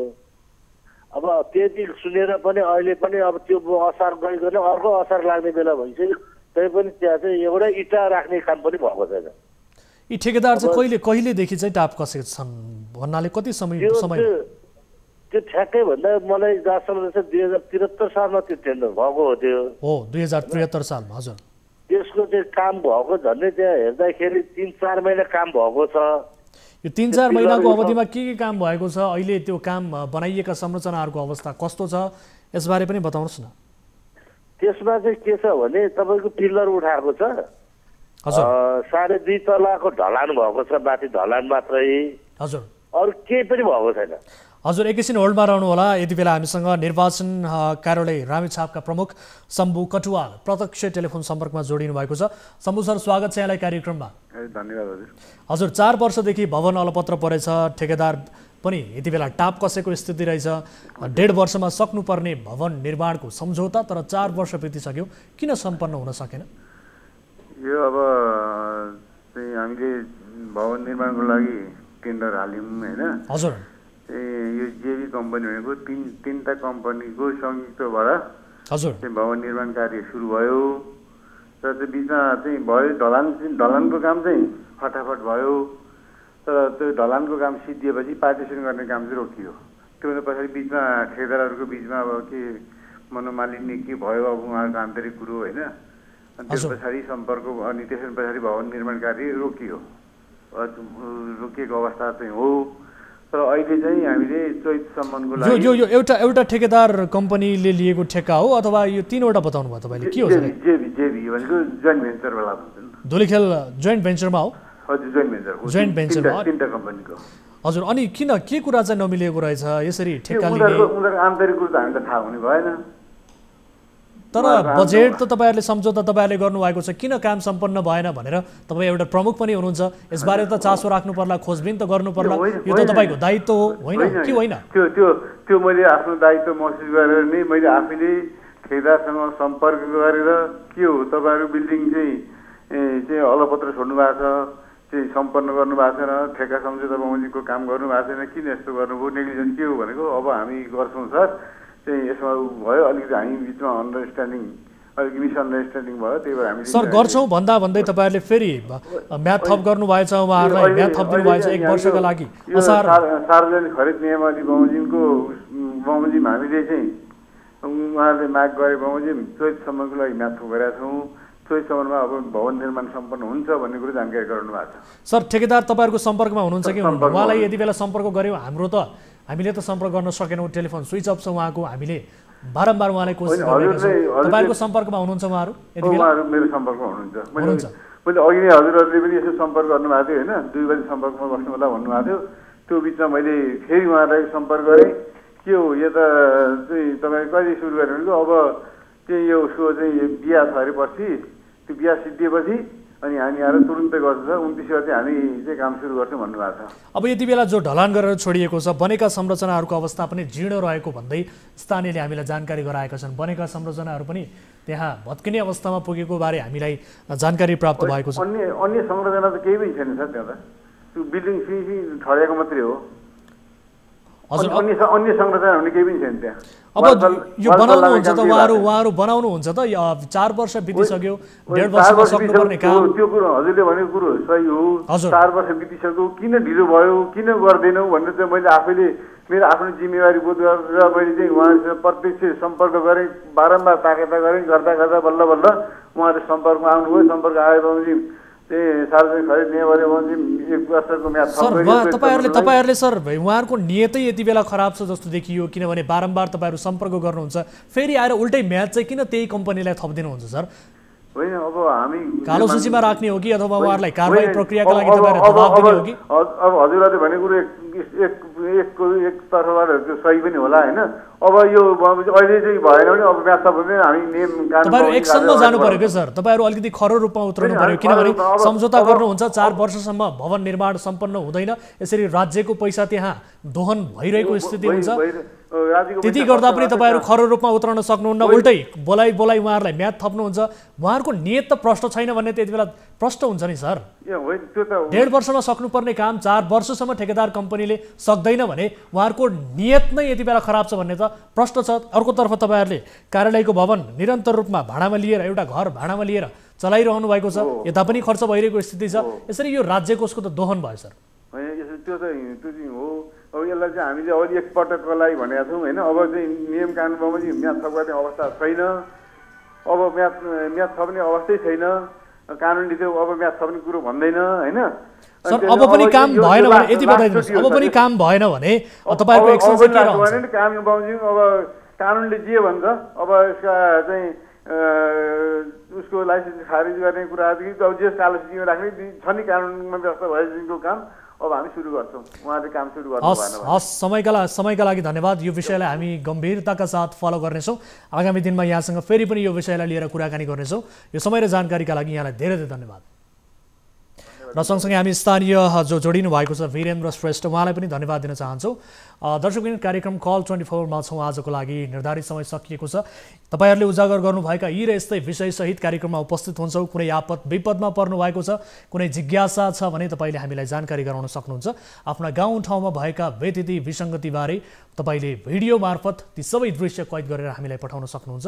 जसरी तपाईको खल्तीमा बोकेको फोन स्मार्ट छ, त्यसै गरी तपाई पनि आफू स्मार्ट बन्नुहोला र आफ्नो गाउँ ठाउँमा भएका व्यतिथि विसङ्गतिलाई भिडियोमा कैद गरेर हामीलाई पठाउनुहोस्। त्यसको सत्य तथ्य बुझ्ने कोसिस र त्यसलाई उत्खनन गर्ने कोसिस हामी निरन्तर रूपमा गर्दै आएका छौँ भन्दै त्यसका लागि तपाईले हाम्रो हटलाइनमा सम्पर्क गर्नुपर्ने हुन्छ 1660 011 2424, एनसेल नम्बर 980157 2424 र भाइबर नम्बर 9884 011 037 मा सम्पर्क गर्नुहोला भन्दै आजका लागि कार्यक्रमबाट बिदा हुन्छौँ। हामी निरन्तर न्युजमा छौँ। नमस्ते।